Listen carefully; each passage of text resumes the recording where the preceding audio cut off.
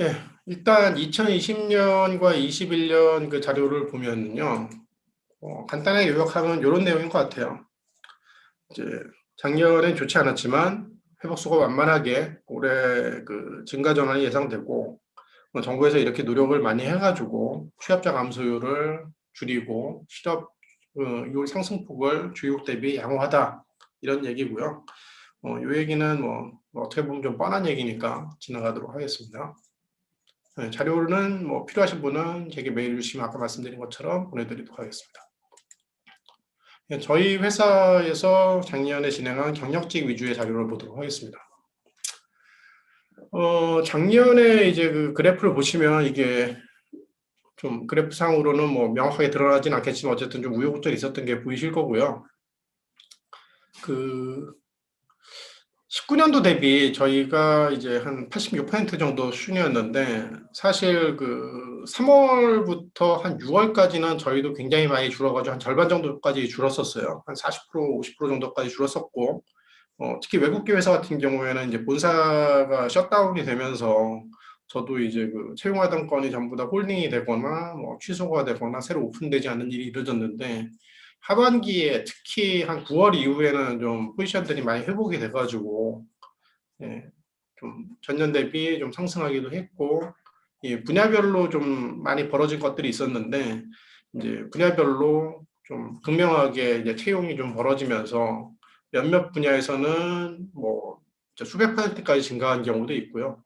또 몇몇 분야는 아쉽게도 좀 회복이 안 된 경우도 있는데 전체적으로는 회복세를 좀 보였다고 볼 수 있습니다.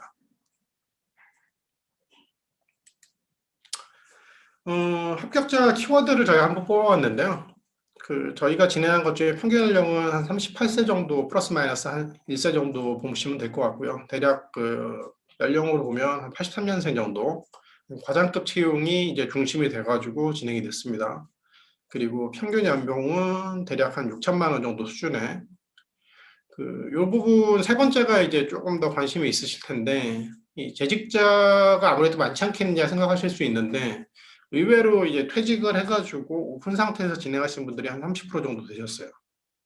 그래서 여러분도 지금 보실 때 뭐 당연히 재직자보다 많지는 않지만 이런 부분이 있으니까 생각보다 아마 생각하신 분들이 이렇게 많을 거라고 생각 안 하신 분들이 많을 것 같은데 이런 부분에 대해서 좀 더 자신감을 가지시고 진행을 하셨으면 좋겠습니다. 제 개인적으로도 이 비율이 어느 정도 맞는 것 같아요. 업종별로 간단하게 살펴볼 텐데요. 화학에너지, 의료제약 부분이 전년 대비 이제 많이 성장을 했다고 하고, 그리고 제가 담당하는 반도체 부분도 뭐 성장을 한 것은 아니지만, 반도체 부분은 한 3, 4년 전부터 굉장히 좋았기 때문에, 계속 꾸준하게 채용권이 있었습니다. 그래서 이런 부분 감안하시면 되겠고요.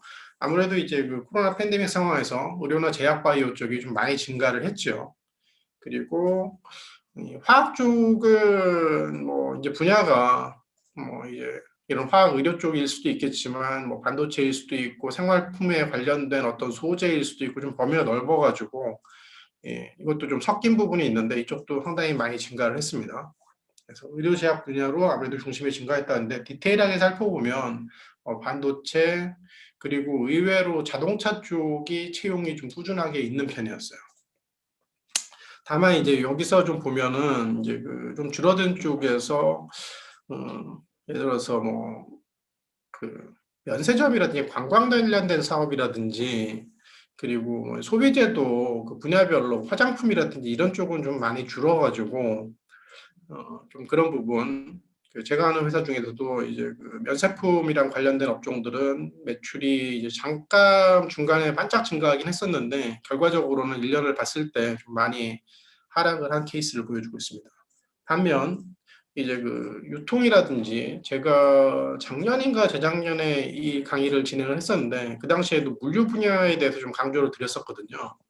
근데 이제 물류 분야라든지 이런 부분들은 여전히 좀 견조하게 상승하고 있는 모습을 보이고 있습니다. 기술공학 연구개발 직무만 이제 직무별로 전년 대비 109% 성장했다고 하는데 이 부분이 이제 말씀드렸다시피 IT 업종 중에서도 쇼핑몰이나 오픈마켓, 이제 이 물류하고 관련돼 있거나 온라인으로 쇼핑이 가능한 이런 부분이 좀 특히 많이 증가를 했고요. 게임도 이제 뭐 아주 높은 건 아니지만 좀 많이 증가를 했습니다. 그래서 이런 부분 특히 이제 이 스타트업 중에서 뭐 예를 들어서 그 요가복이라든지 이런 회사들 좀 아시는지 모르겠는데 이런 좀 특수 업종들이 굉장히 많이 증가를 해서 그 이 스타트업 레벨에서 거의 중견기업 레벨 수준의 매출액을 달성할 정도로 성장한 회사들이 좀 있었습니다. 뭐 잭시믹스라든지 이런 회사들 혹시 아시는지 모르겠는데 이런 회사들이 좀 많이 올라왔어요. 안다르라든지.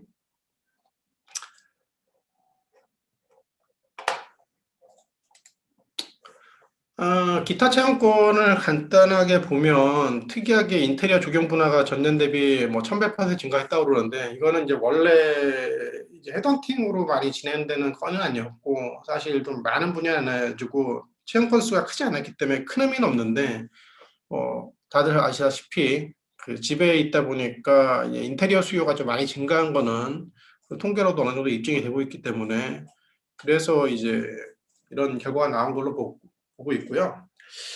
이 건설 쪽에서 전체적으로 채용이 많이 감소를 했는데 예를 들면은 CJ 건설 같은 경우에는 그 채용권이 그렇게 줄질 않았어요. 그래서 그 회사를 담당하시는 분에게 제가 왜 CJ 건설 쪽은 채용권이 좀 꾸준하게 나왔는지 여쭤보니까 예를 들어 물류센터 건설 건이라든지 뭐 이런 부분이 좀 많았다고 하더라고요. 그래서 이런 부분 같이 그 안 좋다고 하더라도 이 안 좋은 산업군 내에서도 좀 희비가 갈리는 어떤 그런 분야가 있고 그런 분야가 어딘지 잘 찾아보고 나랑 잘 맞는지 좀 알아볼 필요가 있을 것 같습니다.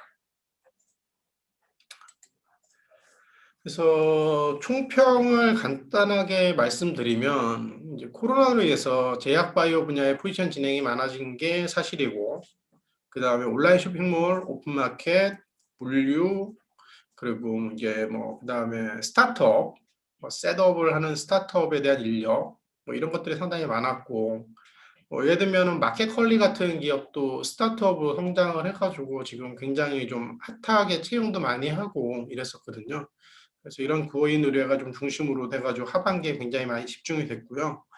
이 분야에 대한 것들은 올해에도 여전히 성장세가 이어질 것으로 저희는 보고 있습니다. 그리고 제가 자동차 부분 좀 말씀을 드렸는데 이 2차 전지나 전자 부품 쪽 물론 뭐 2차 전지는 화학 쪽이니까 이쪽을 담당하시는 분들도 있겠지만 특히 전자 부품 쪽에 대한 니즈라든지 이런 쪽의 그 중소기업이라든지 중견기업 쪽의 채용이 꽤 생각보다 있었습니다. 그래서 이런 부분은 전자부품의 특성상 좀 반응이 즉각적이거든요. 뭐 굉장히 큰 생산 라인이 필요하지 않은 업체들도 있고 해가지고 이런 부분에 대한 반응이 좀 즉각적이기 때문에 전기차 쪽에 대한 부분이 니즈가 좀 더 있지 않을까 보고 있고요. 그리고 뭐 제약바이오, 신재생에너지, 뭐 반도체, 그리고 이제 건설사 SOC 같은 경우에는 이제 정부 주도용으로 이제 좀 진행이 될 가능성이 좀 있어서 이런 부분에 대해서도 좀 주목을 해보시는 게 좋겠습니다. 다만 이제 그 외국계 회사 같은 경우에는 그 좀 오늘 보니까 이제 외국계 회사에서 오신 분들이 많고 저도 이제 외국계 회사에서 좀 오래 생활을 했었는데 이 본사 정책을 좀 많이 따라가고 본사의 어떤 영향을 좀 많이 받다 보니까 이 본사 쪽에서 어떤 정책을 가지고 있고 그 본사가 속한 나라의 상황도 좀 보셔야 됩니다.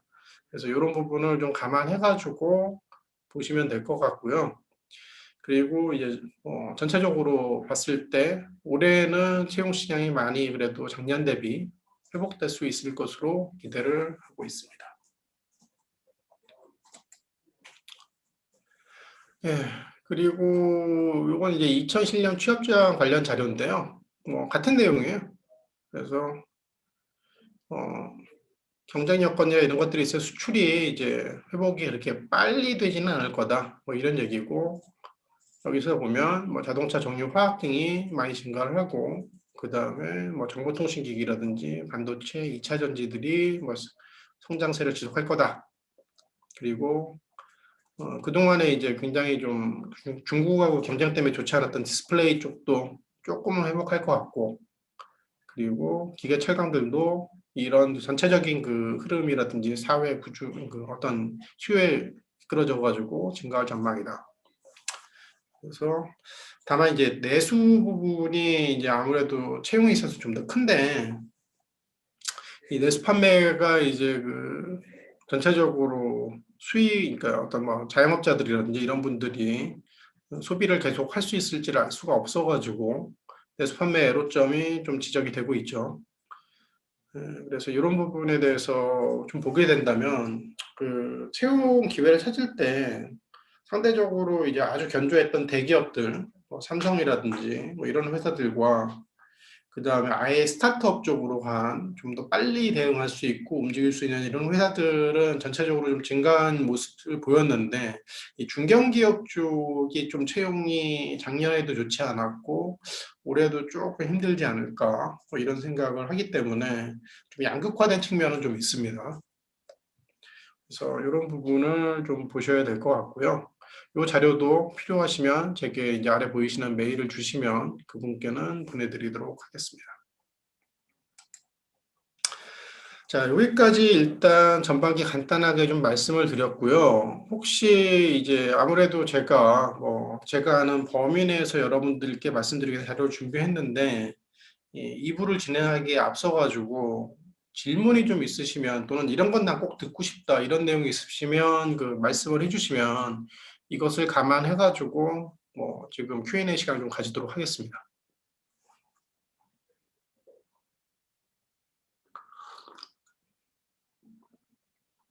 질문 있으시면 편하게 해주세요.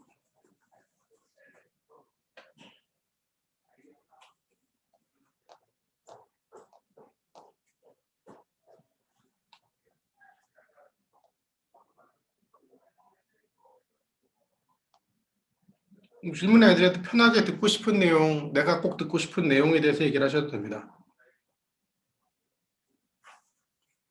질문 없나요?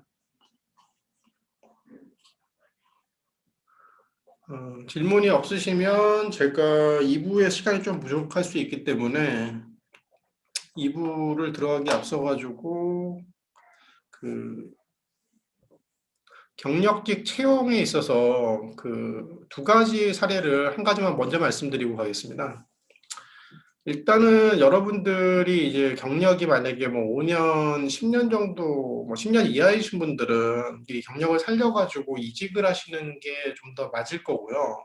그 다음에 경력이 이제 15년, 뭐 10년 이상 되셔가지고 보신다 그러면은 이제 이직도 물론 고려를 하셔야 되겠지만, 뭐 경우에 따라서는 창업을 포함해서 전직을 좀 고려를 해보실 필요가 있는데, 이제 이직과 전직의 차이가 뭐냐면, 이직은 이제 내 경력이 그대로 이어지는 그 직무가 바뀌지 않는 걸 얘기하고, 전직이란 건 내 경력이 바뀌는 것을 의미하겠죠.